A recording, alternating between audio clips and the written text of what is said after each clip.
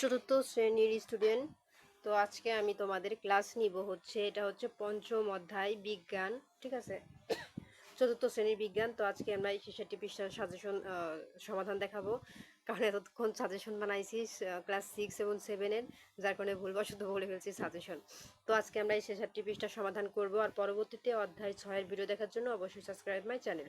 তো চলো প্রিয় শিক্ষার্থীরা, তোমাদের সমাধান করি পঞ্চম অধ্যায়। তো দেখো, এখানে আমাদের 1 নম্বরে টিক চিহ্নে বলেছে স্কুলের ঘন্টা বাজলে কোন শক্তি উৎপন্ন হয়। সঠিক উত্তর হবে গ নাম্বার, এই যে শব্দ শক্তি। তারপর দেখো 2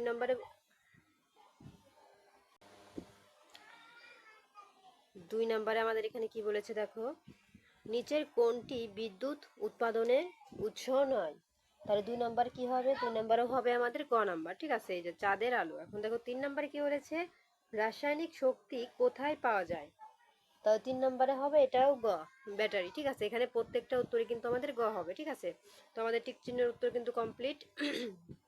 এখন দেখো 4 নাম্বার, এখানে আর একটা টিক চিহ্ন আছে, নিচের কোনটি শক্তির দায়িত্বশীল ব্যবহার নয়।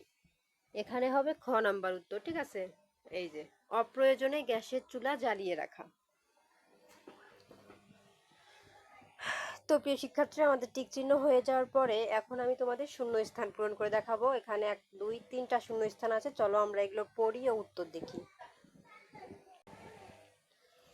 এই দেখো প্রিয় শিক্ষার্থীরা, আমাদের উত্তর কিন্তু রেডি। এখানে 1 নম্বরে কি বলেছে দেখো, শক্তি আমাদের ড্যাশ শক্তি, এই যে উত্তর হবে শব্দ, ঠিক আছে, এই যে শব্দ শক্তি আমাদের শুনতে সাহায্য করে।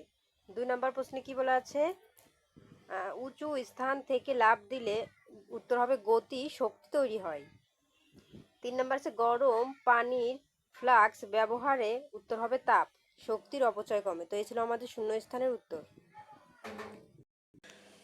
তো প্রিয় শিক্ষার্থীরা, আমাদের কিন্তু এখানে শূন্যস্থান কমপ্লিট। এখন চলে এসেছি ডান বাম মিলকরণে। দেখো প্রথমে আছে এক বস্তু থেকে অন্য বস্তুতে সহজে স্থানান্তর হওয়া শক্তি হবে কি তাপ শক্তি, এই যে এটার সাথে যাবে এইটা, ঠিক আছে।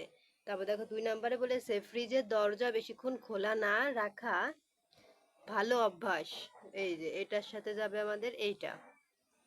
তারপরে 3 নম্বর আছে তেলে জমে থাকা শক্তি রাসায়নিক শক্তি, এই যে এটার সাথে যাবে হচ্ছে আমাদের এইটা, ঠিক আছে।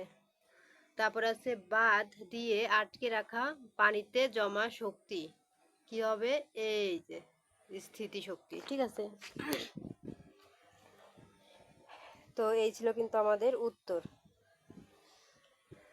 এখন দেখো চলে এসেছি আমরা সংক্ষিপ্ত প্রশ্নে। এখানে ক আর খ দুটা প্রশ্ন আছে, রাসায়নিক শক্তি কি আর বিদ্যুৎ শক্তি বিভিন্ন উৎসের নামগুলো কি কি। তো চলো আমরা এই দুটা প্রশ্নের উত্তর দেখে নেই।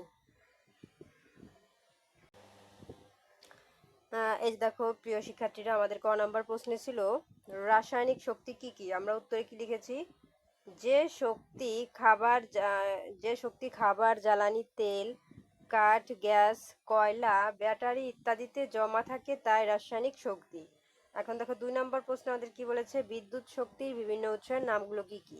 উত্তর হবে বিদ্যুৎ শক্তির বিভিন্ন উৎস রয়েছে, যেমন 1 সৌরকোষ সোলার প্যানেল, 2 নদী স্রোত, 3 জেনারেটর ও 4 বায়ুকল। তো এই ছিল আমাদের সংক্ষিপ্ত প্রশ্নের উত্তর। তো দেখো প্রিয় শিক্ষার্থীরা, আমাদের সংক্ষিপ্ত প্রশ্ন কিন্তু কমপ্লিট। এখন চলে যাব আমরা 5 নম্বরে বর্ণনামূলক প্রশ্ন। এখানে ক আর খ দুইটা আছে, তো চলো ক নাম্বার উত্তরটা দেখে নেই। এই দেখো প্রিয় শিক্ষার্থীরা, আমাদের ক নাম্বার প্রশ্নে ছিল গতিশক্তি এবং স্থিতিশক্তি বলতে কি বুঝি তা উদাহরণ সহ ব্যাখ্যা করি। উত্তর আমরা কি লিখেছি, যে গতিশক্তি গতিশীল বস্তু গতির ফলে যে শক্তি অর্জন করে তাই গতিশক্তি। যেমন দৌড়ালে লাফ দিলে সাইকেল, এই যে চালালে বা উড়োজাহাজ ওড়ার সময় গতিশক্তি তৈরি হয়। কোনো বস্তুর গতি যত বেশি তার গতিশক্তিও তত বেশি। আর এখন স্থিতিশক্তি সম্পর্কে জানবো।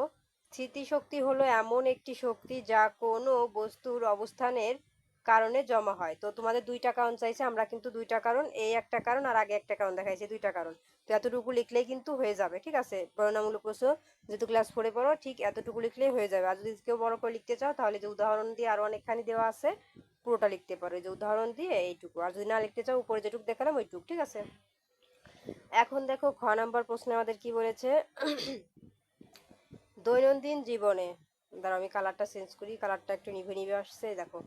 দৈনন্দিন জীবনে শক্তির দায়িত্বশীল ব্যবহার করতে কি করা উচিত? তো আমরা উত্তরে কি লিখেছি, দৈনন্দিন জীবনে শক্তির দায়িত্বশীল ব্যবহার করতে নিচের কাজগুলো করা উচিত।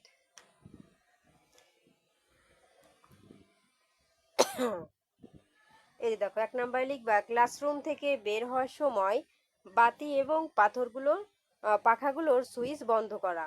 2 নাম্বার লিখবা, কম্পিউটার, ল্যাপটপ বা অন্য যে কোনো বৈদ্যুতিক যন্ত্রপাতির ব্যবহার শেষে সুইচ বন্ধ করা। 3 নাম্বার লিখবা, বিনা প্রয়োজনে গ্যাসের চুলা জ্বালিয়ে না রাখা। 4 নাম্বার লিখবা, দিনে ঘরের জানালা খুলে রেখে ঘরকে আলোকিত করা। তো তোমরা যদি ছোট করে লিখতে চাও তাহলে এই 4 নাম্বার পর্যন্ত দিয়ে দিবা পয়েন্ট। আর যদি কেউ বড় করে লিখতে চাও তাহলে 5, 6, 7 তিনটায় দিতে পারো। তো 5 নাম্বার লেখা আছে, পানির পাম্প প্রয়োজনের অতিরিক্ত সময় ধরে চালু না রাখা। 6 নাম্বার আছে, দ্রুত রান্না হয় এমন পাত্র ব্যবহার করা। 7, শীতকালে পানি গরম রাখতে ফ্লাক্স ব্যবহার করা। তো এই ছিল আমাদের বর্ণনামূলক প্রশ্নের সমাধান। তো দেখো প্রিয় শিক্ষার্থীরা, আমাদের বর্ণনামূলক প্রশ্ন দুইটা ছিল, দুইটাই কমপ্লিট। তো আজকের মতো এই পর্যন্তই। আর পরবর্তীতে হচ্ছে অধ্যায় 6। এই ভিডিওটা দেখার জন্য অবশ্যই সাবস্ক্রাইব মাই চ্যানেল। আর ভিডিওটি কে কোথা থেকে দেখছো অবশ্যই কিন্তু আমাকে কমেন্টে বলে যাবা, ঠিক আছে। আর যার যে পৃষ্ঠার ভিডিওর প্রয়োজন আমাকে কমেন্টে বললে কিন্তু আমি সেই পৃষ্ঠার ভিডিও আপলোড তোমাদের করে দিব, ঠিক আছে। এজন্য আমাকে কমেন্টে বলে যেতে হবে যে কত পৃষ্ঠার ভিডিও পরবর্তীতে চাও।